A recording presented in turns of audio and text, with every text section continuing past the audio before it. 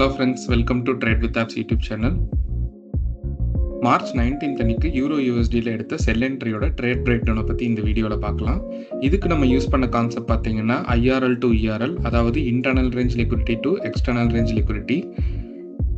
Internal range liquidity அப்படிங்கிறது நம்மளுக்கு FVGs and external range liquidity அப்படிங்கிறது highs and lows. So market எப்பவுமே ஒரு இன்டர்னல் லிக்விடிட்டியை கலெக்ட் பண்ணால் ஒரு எக்ஸ்டர்னல் லிக்விடிட்டியை கலெக்ட் பண்ணும், ஒரு எக்ஸ்டர்னல் லிக்விடிட்டியை கலெக்ட் பண்ணால் ஒரு இன்டர்னல் லிக்விடிட்டியை கலெக்ட் பண்ணும். ஸோ கீழே இருக்கிற இந்த ஸ்ட்ரக்சரில் வந்து பார்த்தீங்கன்னா மார்க்கெட் ஒரு இம்பல்ஸான செல் மொமெண்டமில் இருக்குது. இந்த செல் மொமெண்டமில் இருக்கிற இந்த FVG தான் நம்மளுக்கு இன்டர்னல் லிக்விடிட்டி அண்ட் இந்த ரேஞ்சோட லோ தான் வந்து நம்மளுக்கு எக்ஸ்டர்னல் லிக்விடிட்டி. ஸோ மார்க்கெட் இந்த FVG அப்ரோச் பண்ணுறப்ப நம்மளுக்கு டைவர்ஜென்ஸ் இருந்தது அப்படின்னா நம்ம இங்கே என்ட்ரி பிளேஸ் பண்ணலாம் அண்ட் இந்த எக்ஸ்டர்னல் லோ தான் நம்மளோட டார்கெட்.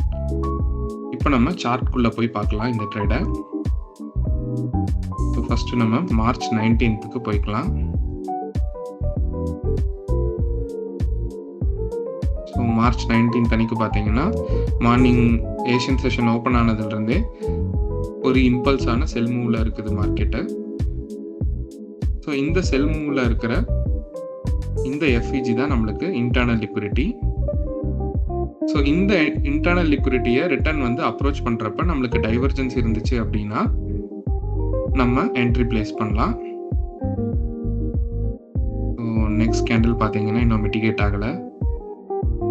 இப்போ நம்மளுக்கு நியூயார்க் செஷனும் ஓப்பன் ஆயிடுச்சு. நியூயார்க் செஷனில் இந்த FVGயை மார்க்கெட் டேப் பண்ணுது. ஸோ இப்போ நம்ம டைவர்ஜென்ஸ் இருக்குதான்னு பார்க்கணும். ஸோ டைவர்ஜென்ஸ் அப்படிங்கிறது யூரோ யூஎஸ்டிக்கு GBP/USD. இப்போ நம்ம GBP/USD சார்ட்டை ஆட் பண்ணிக்கலாம்.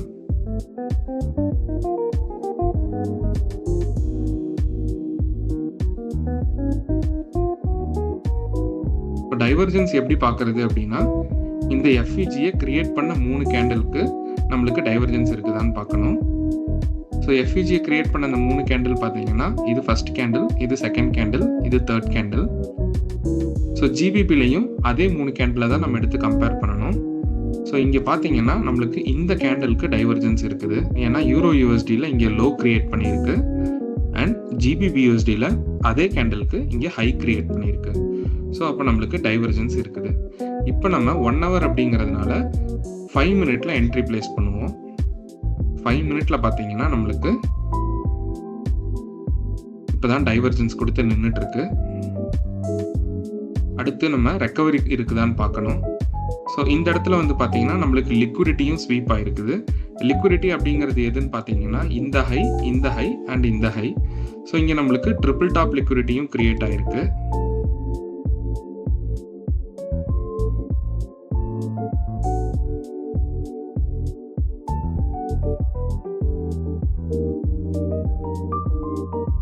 ஸோ இந்த லிக்விடிட்டியை ஸ்வீப் பண்ணி அடுத்து நம்மளுக்கு ரெக்கவரி கொடுக்கணும்.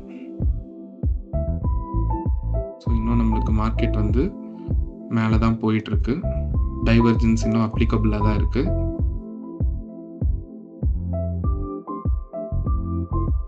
ஸோ அடுத்து நம்ம ரெக்கவரி இருக்குதான்னு பார்க்குறோம்.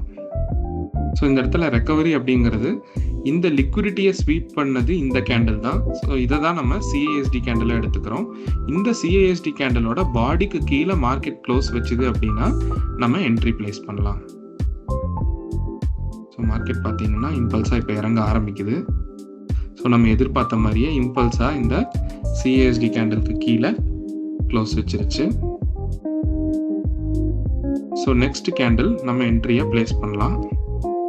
ஸோ என்ட்ரி பார்த்தீங்கன்னா இந்த CASD கேண்டலோட பாடியில் நம்ம பிளேஸ் பண்ணுவோம் லிமிட் ஆர்டர் அண்ட் SL வந்து இந்த ஹை.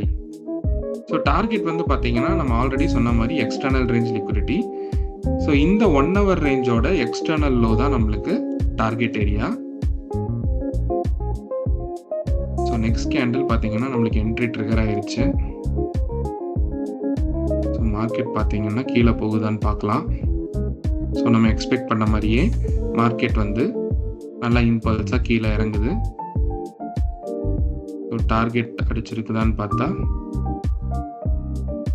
எஸ், நம்ம எக்ஸ்பெக்ட் பண்ண மாதிரியே இந்த எக்ஸ்டர்னல் லோஸை எடுத்துருச்சு.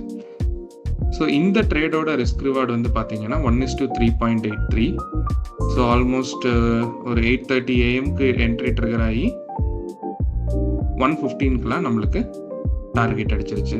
ஸோ வித்தின் 3 ஹவர்ஸில் வந்து பார்த்தீங்கன்னா ஒரு 1:3.83 ரிஸ்க் ரிவார்டை நம்ம கேப்சர் பண்ணியிருக்கோம்.